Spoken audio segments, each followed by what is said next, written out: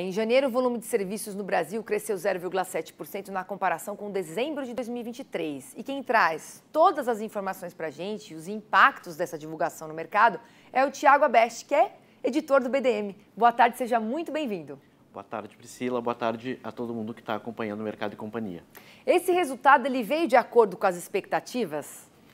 Na verdade, não, Pri. A expectativa do mercado era uma média de uma contração, na verdade, de 0,5%.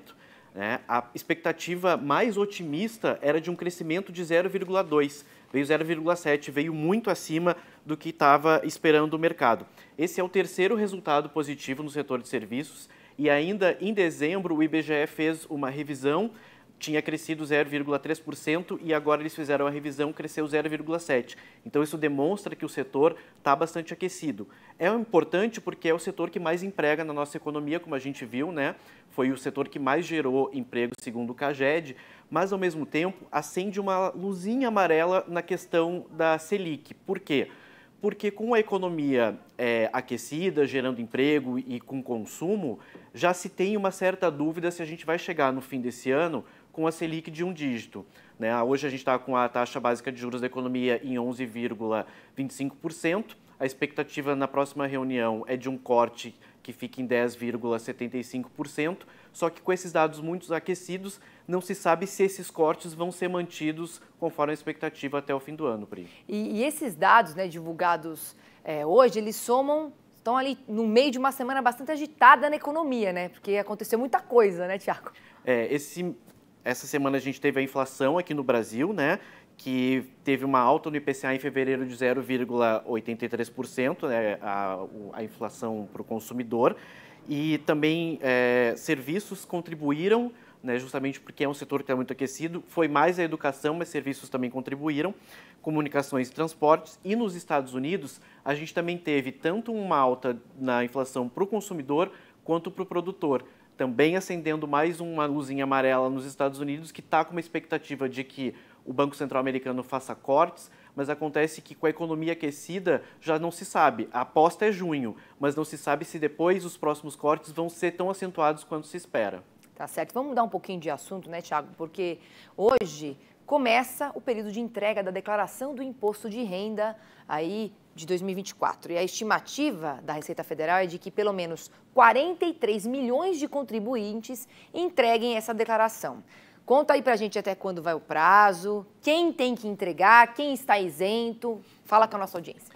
Então, o prazo vai até dia 31 de maio. A gente preparou uma tela aqui para explicar direitinho quais são as pessoas que precisam declarar imposto de renda. Então, tem que declarar, Pri, quem teve rendimento tributável acima de R$ 30.639,90. Esse valor foi corrigido, né, com a correção da tabela do imposto de renda em maio do ano passado, era de pouco mais de 28 mil, agora é 30 mil. Quem teve rendimentos tributados na fonte ou isentos acima de 200 mil. Quem teve ganho de capital superior a 40 mil, ganho de capital é quando a gente vende, né, algum bem, algum imóvel, e aí se teve esse ganho, né, se a gente conseguiu vender por um valor maior do que a gente comprou, tem que declarar. Quem teve receita bruta superior a 153.199,50 em atividade rural, né, importante para o nosso telespectador, e quem tem posse ou propriedade de bens ou direitos superiores a 800 mil. Esse valor era de 300 mil, então já tem uma faixa bem grande de isenção.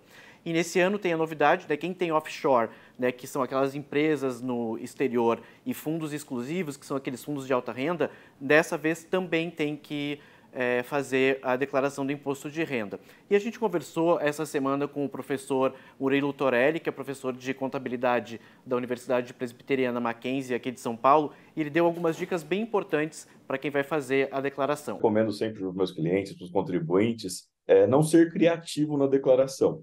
Toda declaração ela é baseada em alguma informação que o contribuinte já recebeu. Ele já recebeu os informes de rendimento das aplicações financeiras, já recebeu os informes de rendimento do trabalho, ele já recebeu os recibos de pagamento com gastos com saúde, com educação. Então, ele já tem esses dados. Simplesmente, ele precisa replicar essa informação dos informes na declaração. E o maior segredo para funcionar bem é o contribuinte que tem o GOV-BR, nível de autenticação ouro ou prata, usar a declaração pré-preenchida. Porque a declaração pré-preenchida, boa parte dessas informações de informe de rendimentos, de gastos com pagamentos com saúde, por exemplo, já vão vir preenchidas na declaração no campo correto. E aí o contribuinte só precisa revisar isso e talvez completar algumas informações sobre bens e direitos. O resto das informações, ela já está preenchida e o contribuinte diminui muito o risco de erro. É isso, né, Pri? A declaração pré-preenchida é uma super dica para quem tem alguma dificuldade, porque já vem tudo prontinho, é só dar uma revisada lá para ver se está tudo certo. Lembrando que quem não declara ou atrasa o imposto de renda está sujeito a multa de R$ 165,74, mais 1% ao mês sobre o valor se tiver que pagar imposto, sendo que esse valor pode chegar a 20% do imposto devido. E a entrevista completa está no nosso site lá, bomdiamercado.com.br. É só seguir a gente para ficar bem informado. Com certeza. Não entendeu? Quer ver de novo? Quer ouvir? É só então ir lá no site, né, para fazer tudo direitinho. Vai no Simples, faz correto, que dá tudo certo, não é verdade, Thiago? Tá bem. Tá certo. Excelente fim de semana para você. Para nós, Priscila. Tá joia.